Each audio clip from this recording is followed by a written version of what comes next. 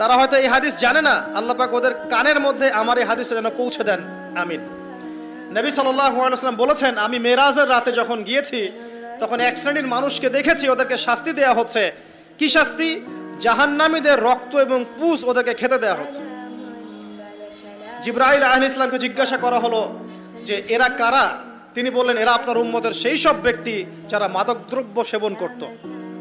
আল্লাহ রাব্বুল আলামিন তার হাবিবের মাধ্যমে জানিয়েছেন, যখন কোনো মুসলিম মাদক সেবন করে বা কোনো ব্যক্তি মাদক সেবন করে তখন 40 দিন তার নামাজ কবুল হয় না। এরপর যদি সে তওবা করে তাহলে আল্লাহ পাক তার তওবা কবুল করবেন ইনশাআল্লাহ। যদি সে আবারও মাদক খায় তওবা করার পর আবার 40 দিন তার নামাজ কবুল হবে না। যদি সে আবার তওবা করে আল্লাহ পাক আবার তাকে মাফ করে দিবেন। যদি সে আবারও মাদক খায় আবার 40 দিন তার নামাজ কবুল হবে না। তারপর যদি আবার তওবা করে আবার আল্লাহ তাকে মাফ করে দিবেন।